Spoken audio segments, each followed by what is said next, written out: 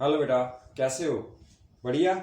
चलो तो फिर हम ग्रेविटेशन को अब खत्म करते हैं ना, एक दो लेक्चर में खत्म करते हैं। बहुत हो गए ग्रेविटेशन के लेक्चर, है ना। तो आज हम करेंगे total energy of an orbiting satellite. Total energy of an orbiting satellite. ठीक है, हमारे पास कोई सैटेलाइट है, वो ऑर्बिट कर रही है और राइट वो घूम रही है, तो उसकी हमने एनर्जी फाइंड करनी है। Total energy of an orbiting satellite. ठीक, क्लियर।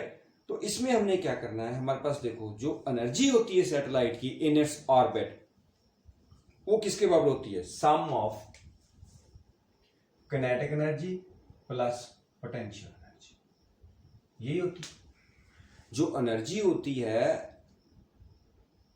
ऑर्बिटिंग सैटेलाइट की, the energy of a orbiting satellite, the energy of the orbiting satellite.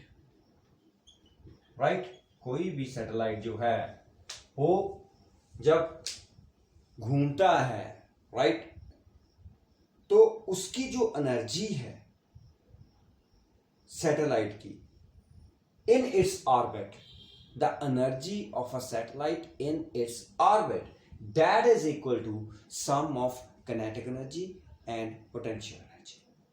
ठीक है, क्लियर। तो जो पोटेंशियल एनर्जी है सैटेलाइट की, that is due to gravitation force of attraction।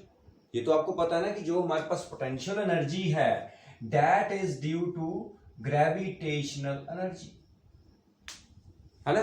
अब gravitational energy का मतलब क्या है कि gravitation force of attraction, gravitational force of attraction किसमें किसमें और किसमें? Gravitational force of attraction between earth and satellite.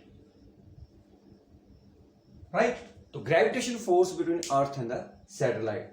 तो मैंने क्या बोला कि हमारे पास जो ऑर्बिटिंग सैटेलाइट है उसकी जो टोटल एनर्जी है वो किसके बराबर होगी? Sum of kinetic energy and potential energy.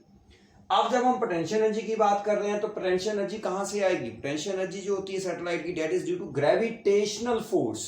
What is that? That is the gravitational force of attraction between earth and the satellite. Right, और काइनेटिक एनर्जी किसके कारण होती है? That is due to orbital motion. Kinetic energy जो होती है that is due to orbital motion of the satellite. ये बातें सबसे पहले आपको पता होनी चाहिए। ठीक है, मैं अगेन आपको बता रहा हूं कि हम क्या कर रहे हैं, हम निकाल रहे हैं total energy of an orbiting satellite. तो जो एनर्जी है सैटेलाइट की in its orbit, that is the sum of kinetic energy and potential energy. ये मैंने आपको बता दिया। जो पोटेंशियल एनर्जी है that is due to gravitational force of attraction between earth and the satellite. और जो हमारे पास काइनेटिक एनर्जी है that is due to orbital motion of the satellite. ठीक है, ये ऑर्बिटल मोशन के कारण है, ये है gravitation force of attraction between earth and the satellite. अब potential energy of a satellite आपने निकालना है। Potential energy of a satellite, ध्यान से सुनना, ये बहुत इंपॉर्टेंट है। Potential energy of a satellite of mass m, of mass m revolving, किसके अराउंड रिवॉल्व कर रहा है? Revolving around the earth, revolving around the earth in a circular path. Right, या सर्कुलर ऑर्बिट बोल सकते हो, इन अ सर्कुलर ऑर्बिट कर देंगे। Clear.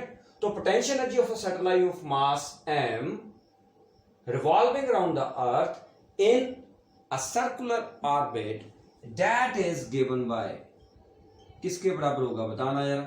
that is given by, right, u, हमने निकाला हुआ पोटेंशियल एनर्जी निकाली है, minus G M over R plus H.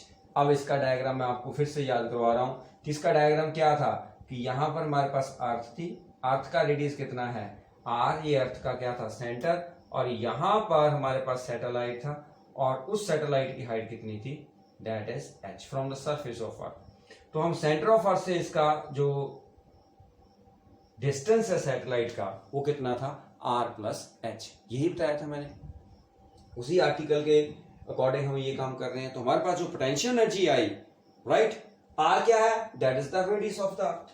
What is r here, that is radius of earth, right. h क्या है, what is h, height of the orbit of the satellite from the surface of अर्थ, ठीक है। h क्या है, height किसकी, किसकी है, of the orbit of the satellite, of the satellite, समझ गए ना ये। तो हमारे पास क्या है, r क्या है, radius of the earth, h क्या है, height of the orbit of the satellite. ये पोटेंशियल एनर्जी हमने पहले निकाली हुई है, ठीक है, क्लियर। अब किनेटिक एनर्जी, किनेटिक एनर्जी किसके बराबर होती है, इसके बाद हम निकालेंगे किनेटिक एनर्जी। पहले हमने पोटेंशियल एनर्जी निकाली, अब नंबर 2 हम किनेटिक एनर्जी निकालेंगे, right. So kinetic energy of the orbiting satellite कितनी होगी, किनेटिक एनर्जी कितनी होगी, किनेटिक एनर्जी किसके बराबर होती है, that is half M V square, V zero लेंगे, what is V zero here, that is the orbital velocity of the satellite. क्या बोलते हैं हम इसको, ये पढ़ी हुई है ना हमने, orbital velocity of a satellite, ठीक है, क्लियर। किनेटिक एनर्जी हमारे पास है, पोटेंशियल एनर्जी हमारे पास है। अब सैटेलाइट जो सर्कुलर पाथ में घूम रही है, since the satellite is moving in a circular path,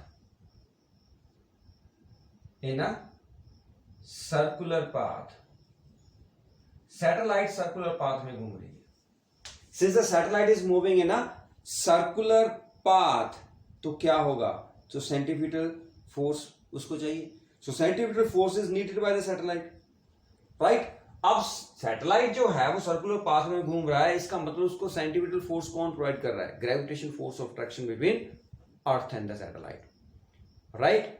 क्या बोला मैंने, ध्यान से सुनना, कि सैटेलाइट सर्कुलर पाथ में घूम रहा है तो उसको सेंट्रीपिटल फोर्स तो चाहिए, कोई भी बॉडी सर्कुलर पाथ में घूम रही है तो उसको सेंट्रीपिटल फोर्स चाहिए, राइट। तो सेंट्रीपिटल फोर्स हमारे पास क्या है, what is the centripetal force, centripetal force जो है वो कौन प्रोवाइड कर रहा है सैटेलाइट को कि वो सर्कुलर पाथ में घूमे, राइट। कौन प्रोवाइड कर रहा है, centripetal force that is provided by gravitational force, कौन कौन सी, between earth and the satellite, ठीक है, क्लियर। तो मैंने क्या बोला कि हमारे पास जो सेंट्रीपिटल फोर्स है वो किसके बराबर होगी, gravitation force between earth and the satellite, right. अब सेंट्रीपिटल फोर्स किसके बराबर होती है, M V square upon R, यही है सेंट्रीपिटल फोर्स के लिए हम आर कौन सा लेंगे, देखो यहां पर हमने आर प्लस एच लिया, क्यों, क्योंकि हमारे पास जो वेलोसिटी है वो ऑर्बिटल वेलोसिटी है, और हम सैटेलाइट की बात कर रहे हैं, तो सैटेलाइट जो है वो अर्थ के सेंटर से कितनी दूर है, आर प्लस एच, तो हम इसको लिखेंगे centripetal force M V square upon R होती है, तो आर की जगह हम क्या लिखेंगे, आर प्लस एच, मैंने पहले भी आपको बताया। ग्रेविटेशनल फोर्स, अब ग्रेविटेशन फोर्स दो बॉडीज में, वो भी आपको पता है किसके बराबर होगी, that is equal to G M M over R square, यहां पर आर क्या है, R plus H square, got it, clear. Screenshot ले लो इसका, फिर मिटाएं इसको,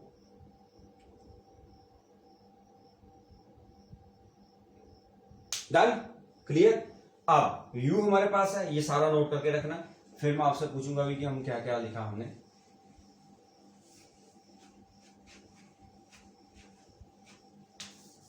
अब हमारे पास यहां से देखो कि जो एम वी नॉट स्क्वायर की वैल्यू है, एम वी नॉट स्क्वायर वो किसके बराबर आ गया, देखो आर प्लस एच कैंसिल, तो एम वी नॉट स्क्वायर किसके बराबर आ गया, जी एम एम ओवर किसके बराबर है, आर प्लस एच, ठीक है। So kinetic energy, kinetic energy किसके बराबर होती है, half M V naught square, तो एम वी नॉट स्क्वायर किसके बराबर है, G M over R plus H.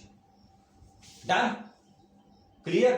तो काइनेटिक एनर्जी हमारे पास इतनी है, पोटेंशियल एनर्जी हमने कितनी निकाली, U that is equal to minus G M over R plus H, ये निकाली थी। सबसे पहले हमने ये लिखा था माइनस जी एम, तो हमारे पास काइनेटिक एनर्जी आ गई, पोटेंशियल एनर्जी भी आ गई। जब काइनेटिक एनर्जी और पोटेंशियल एनर्जी हमारे पास आ गई तो इसको ऐड कर दो, राइट। तो हमारे पास जो टोटल एनर्जी होगी that is sum of kinetic energy plus potential energy. So what is kinetic energy here, that is equal to half G M over R plus H. Potential energy कितनी है, minus G M over R plus H. ठीक है, clear. So total energy of an orbital satellite हमारे पास कितनी आएगी, half G M upon R plus H minus G M upon R plus H. इसमें क्या कॉमन निकल रहा है, देखो बेटा क्या कॉमन निकल रहा है इसमें कॉमन निकल रहा है G M over R plus H, अंदर क्या रह गया हाफ माइनस वन। ठीक है, तो G M over R plus H, ये कितना बना 1 minus 2 over 2, that is 1 minus 2 minus 1, तो माइनस हाफ रह गया, तो माइनस हाफ में मैंने आगे लिख दिया G M over R plus H. ठीक है, समझ आ गई। तो हमारे पास जो total energy of the satellite that is E which is equal to E, तो E जो है वो हमारे पास किसके बराबर आ गई, minus G M over 2 into R plus H. This is the total energy of an orbiting satellite. अब ध्यान से देखो कि ये टोटल एनर्जी है that is negative.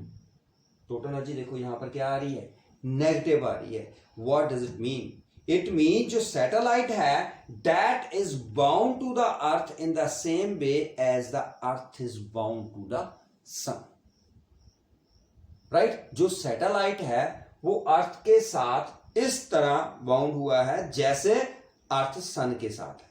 Total energy of a satellite increases as it goes farther from the earth, means becomes less negative। ध्यान से सुना, जैसे जैसे हमारा h बढ़ता जाएगा ये टर्म बढ़ती जाएगी, ये टर्म बढ़ती जाएगी, तो आप बोलोगे कि E डिक्रीज हो गई, नहीं, ये फिर नेगेटिव साइन वाला, वो मैंने आपको पहले भी बताया था नेगेटिव वाली बात, कि हमारे पास जैसे आप इसको क्या करोगे, h को बढ़ाओगे ये कम होगा। कम का मतलब क्या हुआ, लेस नेगेटिव। लेस नेगेटिव का मतलब क्या हुआ, वो क्या हो रहा है, एनर्जी हमारी क्या हो रही है, बढ़ रही है। तो इसका मतलब क्या हुआ कि हमारे पास जो total energy of the satellite है that increases as it goes farther from the earth. जैसे जैसे सैटेलाइट उसका एच जो है वो इंक्रीज करता जाता है, वैसे वैसे उसकी टोटल एनर्जी क्या हो जाती है, क्या हो जाती है, लेस नेगेटिव। क्योंकि एच बढ़ेगा तो ई क्या होगा,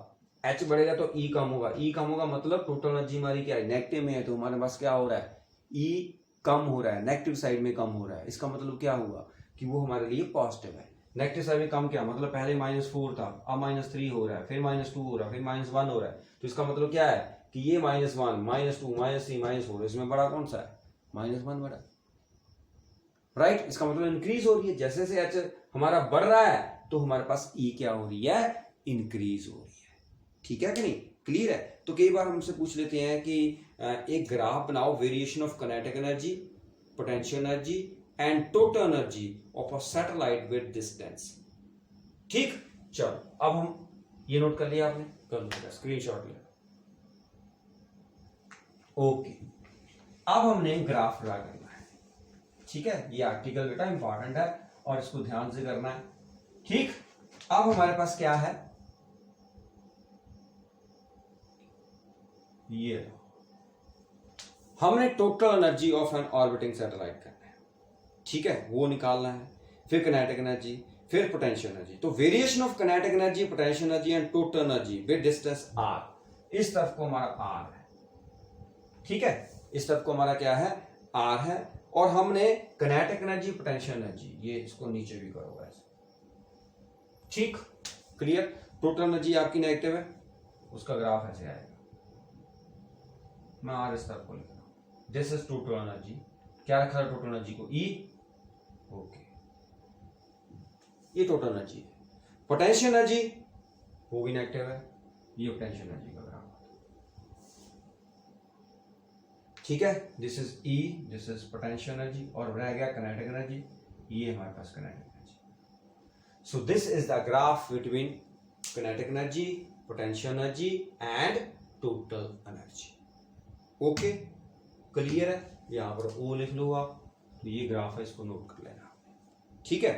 सो टोटल एनर्जी, ध्यान से सुनना, कहता कि अगर हमारे पास टोटल एनर्जी ऑर्बिटिंग सैटेलाइट की इक्वल और ग्रेटर देन जीरो होगी, if the total energy of an orbiting satellite is equal और greater than zero, then the satellite does not remain in the orbit. इस बात को आपने याद रखना है। क्या बोला मैंने कि ये जो हमारे पास टोटल एनर्जी है, अगर ये टोटल एनर्जी ऑर्बिटिंग सैटेलाइट की दैट इज इक्वल और ग्रेटर देन जीरो, अगर ये इक्वल और ग्रेटर देन जीरो होगी, ध्यान से सुनना इस बात को, तो जो सैटेलाइट है that does not remain in the orbit, तो कहां जाएगा, it escape from the earth's pull, ये अर्थ के पुल से भी बाहर चला जाएगा। और क्यों चला जाएगा, एक्सप्रेशन में देखना, ठीक है। जो मैंने आपको एक्सप्रेशन बताया उसमें आपने ध्यान से देखना है कि अगर टोटल एनर्जी ऑर्बिटिंग सैटेलाइट की इक्वल और ग्रेटर देन जीरो हो जाएगी, तो सैटेलाइट जो है that does not remain in the orbit, it escape from the earth's pull, that's why the total energy of a satellite is negative. तो total energy satellite की क्या होती है, नेगेटिव होती है, इसलिए नेगेटिव। क्वेश्चन आता है कि why total energy of a satellite is negative, right.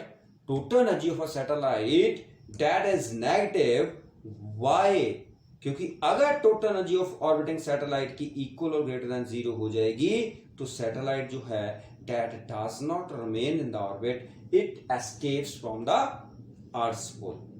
Okay, number 2 कहता अगर किनेटिक एनर्जी, पहला क्वेश्चन पता चल गया कि टोटल एनर्जी जो है वो ग्रेटर देन और इक्वल टू जीरो नहीं होती है, ठीक है। Total energy that is not equal to और ग्रेटर देन जीरो, अगर ये ऐसा हो गया तो सैटेलाइट जो है वो अर्थ के पुल से बाहर चला जाएगा। ओके, नंबर 2 कहता अगर किनेटिक एनर्जी ऑर्बिटिंग सैटेलाइट की in a given orbit is doubled, अगर हम किनेटिक एनर्जी को डबल कर दें, इंपॉर्टेंट क्वेश्चन है, अगर हम किनेटिक एनर्जी को क्या कर दें, डबल कर दें, तो सैटेलाइट जो है that escape from the earth's pull, even then, in दोनों केसेस में जो सैटेलाइट है वो अर्थ के पुल से बाहर चला जाएगा। करके देख लो, देखो ध्यान से, मैं प्रूफ करके बता देता हूं आपको। ई हमारे पास क्या था, kinetic energy plus potential energy. Kinetic energy कितनी थी हमारी, जो आपने किनेटिक एनर्जी पुट की थी वो थी Gm/r+h, राइट, यही पुट की थी आपने। पोटेंशियल एनर्जी आपके पास कितनी थी, Gm माइनस में थी। जो पोटेंशियल एनर्जी थी, किनेटिक एनर्जी हमने निकाली थी, ये थी 2r+h, पोटेंशियल एनर्जी थी -Gm/r+h, ऐसे था कुछ, देख लो। जो किनेटिक एनर्जी थी that is Gm/2 × r+h, potential energy कितनी थी, Gmm/r+h, यही थी, Gmm/r+h, ठीक। अगर वो कहता किनेटिक एनर्जी को डबल कर दिया जाए, अगर किनेटिक एनर्जी को हम यहां पर डबल कर दें, ध्यान से सुनना, ये थी किनेटिक एनर्जी, मैं इसको डबल कर रहा हूं, जब डबल कर रहा हूं तो 2 और 2 क्या हो रहे हैं, कैंसिल, तो ये आपस में क्या हो गया, जीरो।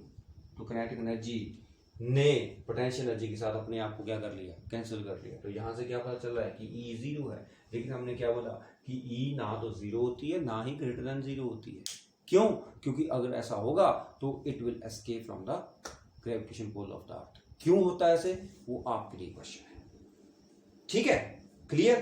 तो एक क्वेश्चन आपके लिए मैंने आज क्या कर दिया, आपके लिए छोड़ दिया है कि मैंने तो बोल दिया कि जो हमारे पास टोटल एनर्जी है ऑर्बिटिंग सैटेलाइट की, ना तो जीरो होती है ना ही वो ग्रेटर देन जीरो होती है। अगर ऐसा होगा तो वो अर्थ के ग्रेविटेशन पुल से बाहर चली जाएगी। Then satellite does not remain in the orbit, satellite orbit में रहेगा ही नहीं।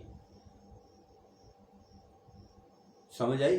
अगर टोटल एनर्जी उसकी जीरो होगी या ग्रेटर देन जीरो होगी तो वो सैटेलाइट ऑर्बिट में क्यों नहीं रहता है? This is my question. Okay, चलो उसके बाद हमारे पास आ गया, ये नोट कर लिया आपने, next is geostationary satellite. Geostationary satellites क्या होती हैं? छोटा सा है, और what are the conditions for the satellite to be a geostationary satellite, और उसके यूजेस क्या होते हैं, ये छोटा सा टॉपिक है, right. Second topic total energy of an orbiting satellite आपने कर लिया। अब हम बोलेंगे geostationary satellite. Geostationary satellite ये क्या होती है बेटा? जियो में होता, जियो का मतलब होता है अर्थ, ठीक है। जियो का मतलब क्या होता है? अर्थ। स्टेशनरी का मतलब रेस्ट। तो जियो स्टेशनरी सैटेलाइट का मतलब क्या हुआ? जियो का मतलब होता है अर्थ, स्टेशनरी का मतलब मूव ही नहीं कर रहा, वो रेस्ट में। ऐसा ही होता है ना स्टेशनरी। लेकिन सैटेलाइट तो कभी रेस्ट में नहीं होगी, सैटेलाइट रेस्ट में होगी तो वो फॉल कर जाएगी, अर्थ के ऊपर गिर जाएगी। तो जियो स्टेशनरी सैटेलाइट क्या होती है? Satellite which is at rest with respect to the earth. The satellite which is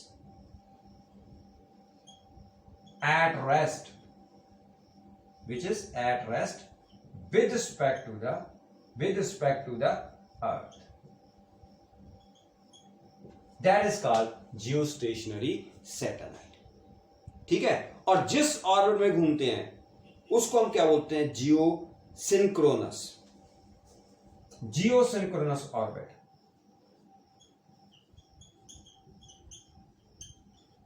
right. समझ आ गई? कोई आपसे पूछ सकता है कि जियो सिंक्रोनस ऑर्बिट क्या होता है? The orbit in which Jio stationery satellite moves, ठीक है, या the orbit of the Jio stationery satellite. The orbit नहीं दिखाई दिया, the orbit of the Jio stationery satellite. The orbit of the geostationary satellite that is known as, क्या बोलते हैं उसको? Geosynchronous orbit, right? Clear? अब what are the conditions for the satellite to be a geostationary satellite? Conditions, geostationary satellite के लिए क्या condition होती है? नंबर 1 कि जो टाइम पीरियड होना चाहिए सैटेलाइट का, the time period of the satellite in a circular orbit around the earth in the equatorial plane, that must be equal to the rotational period of the earth। Simple सी बात कि time period जो होना चाहिए geostationary satellite का, that must be equal to 24 hours. पहली बात कि जो जियो स्टेशनरी सैटेलाइट है वो अर्थ के अराउंड घूम रही है। मान लो ये अर्थ है, ये हमारी सैटेलाइट है, ये अर्थ के अराउंड घूम रही है इस ऑर्बिट में, राइट। ये सैटेलाइट है, ये अर्थ है, तो इसका जो टाइम पीरियड होगा टी, वो 24 आवर्स होगा। मतलब वो 24 आवर्स में अर्थ के अराउंड एक चक्कर जो है वो कंप्लीट करती है, 1 रेवोल्यूशन। क्लियर? तो जियो स्टेशनरी सैटेलाइट के लिए हमारे पास क्या कंडीशन आई? नंबर 1 कंडीशन क्या है कि हमारा जो टाइम पीरियड होना चाहिए वो कितना होना चाहिए? That is 24 hours. Clear? So time period that must be equal to 24 hours. Okay, clear? ये टाइम पीरियड है किसका? सैटेलाइट का। Number 2, the direction of rotation of the satellite about its axis must be same as that of the earth। अर्थ हमारी किस तरफ को जाती है? अर्थ किस तरफ को जाती है, वेस्ट टू ईस्ट। इसका मतलब जो सैटेलाइट की डायरेक्शन ऑफ रोटेशन होनी चाहिए that must be equal to, किसके इक्वल होनी चाहिए, किसके इक्वल होनी चाहिए, रोटेशन ऑफ अर्थ, मतलब direction of rotation of the earth. तो direction of rotation of earth किस तरफ को है, that is west to east. इसका मतलब सैटेलाइट भी किस तरफ को मूव करनी चाहिए, फ्रॉम वेस्ट टू ईस्ट। जिस तरफ को अर्थ रोटेट कर रही है उसी तरफ को इसको रोटेट करना है, सिंपल सी बात। मतलब अर्थ की नकल कर रहा है सैटेलाइट। जो जियोस्टेशनरी सैटेलाइट है वो अर्थ की नकल करता है। अर्थ का टाइम पीरियड ऑफ रोटेशन कितना है, 24 hours. Earth west to east से जाती है, वो भी वेस्ट टू ईस्ट ही घूमता है अर्थ के राउंड, राइट। नंबर 3, जो हाइट है जियोस्टेशनरी सैटेलाइट की अबव द इक्वेटोरियल प्लेन, ध्यान से सुनना, the height of the geostationary satellite above the equatorial plane that must be equal to 36,000 kilometre. ये तीनों अगर कंडीशन फुलफिल होती है तो वो सैटेलाइट हमारा क्या है, जियोस्टेशनरी सैटेलाइट।